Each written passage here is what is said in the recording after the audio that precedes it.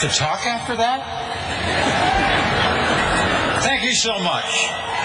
It is so wonderful to be here tonight.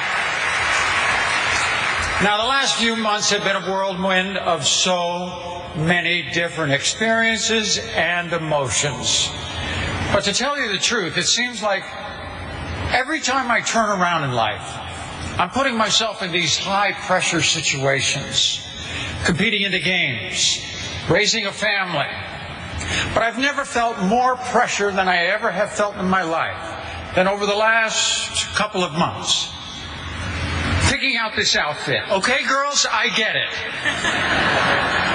You got to get the shoes, the hair, the makeup, the whole process. It was exhausting. And next, the fashion police. Please be kind on me. I'm new at this. But anyway. And I just want to take a quick shout out to our soccer team that they have absolutely... Ladies, you clean up very well. Well, the real truth is that before, just a few months ago, I had never met anybody else who was trans, who was like me. I had never met a trans person, never. Now, as you just saw, I dealt with my situation on my own, in private. And that turned this journey into an already incredible education. It's been eye-opening, inspiring, but also frightening. All across this country, right now, all across the world, at this very moment, there are young people coming to terms with being transgender. They're learning that they're different, and they're trying to figure out how to handle that, on top of every other problem that a teenager has. They're getting bullied. They're getting beaten up. They're getting murdered. And they're committing suicide. The numbers that you just heard before are staggering. But they are the reality of what it's like to be trans today. Just last month, the body of 17-year-old Mercedes Williamson, a transgender young woman of color, was found in a field in Mississippi, stabbed to death. I also want to tell you about Sam Cobb, a 15-year-old transgendered young man from Bloomfield, Michigan.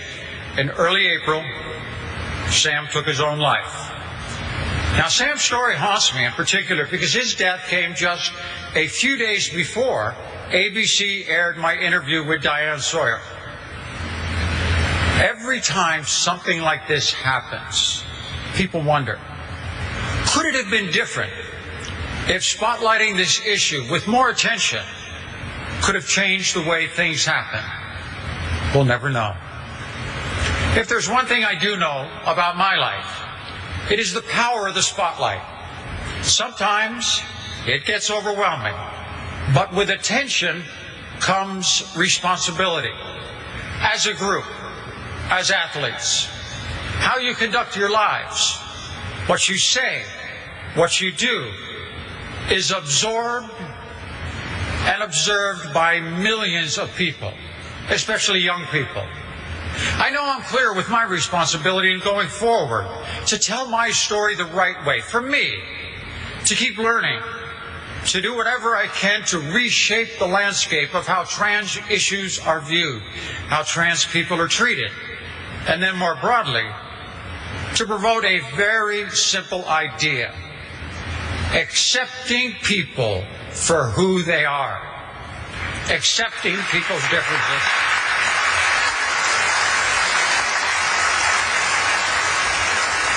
My plea to you tonight is to join me in making this one of your issues as well. How do we start? We start with education.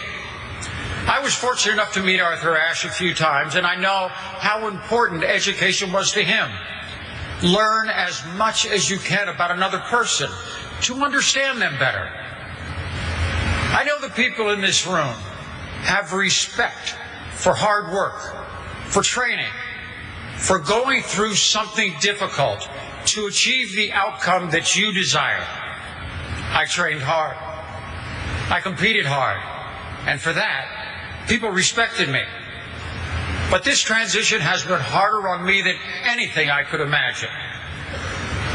And that's the case for so many others besides me. For that reason alone, trans people deserve something vital. They deserve your respect.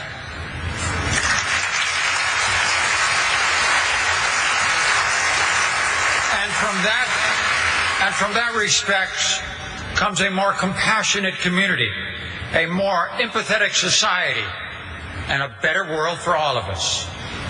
There have been so many who have traveled this road before me, from Miss Sports Renee Richards to Chaz Bono to Laverne Cox and many others.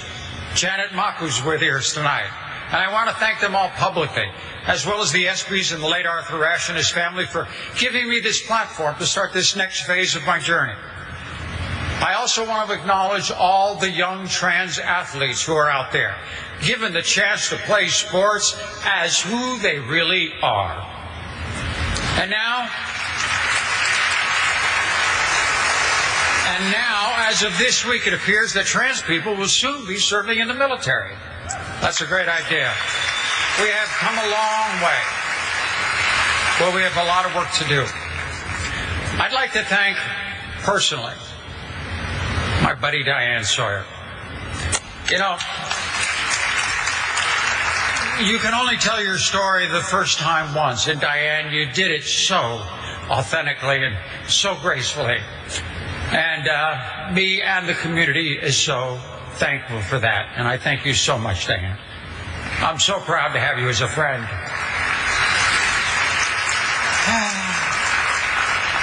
Here comes the tough part. I'd like to thank my family. Now, the biggest fear I've always had in coming out is I never wanted to hurt anyone else. Most of all, my family and my kids. I always wanted my children to be so proud of their dad for what he was able to accomplish in his life. You guys have given so much back to me. You've given me so much support. I am so, so grateful to have all of you in my life. Thank you.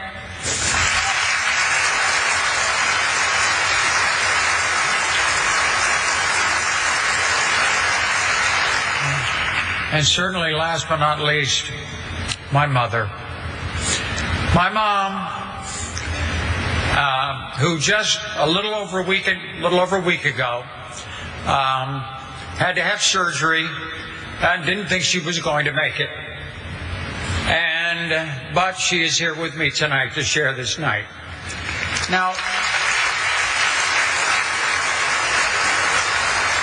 you know, I always thought that I got my courage and my determination from my dad, who landed on Omaha Beach, fought all the way through World War II. But you know what I'm realizing now, Mom? I think I got all those qualities from you. Love you very much. And I'm so glad you're here to share this with me.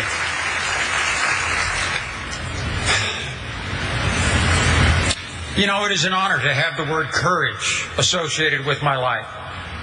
But on this night, another word comes to mind, and that is fortunate. I owe a lot to sports. It's showed me the world. It's giving me an identity. If someone wanted to bully me, well, you know what? I was the MVP of the football team. That just wasn't going to be a problem. And the same thing goes tonight.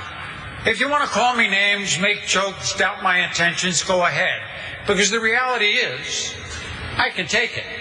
But for the thousands of kids out there coming to terms with being true to who they are, they shouldn't have to take it.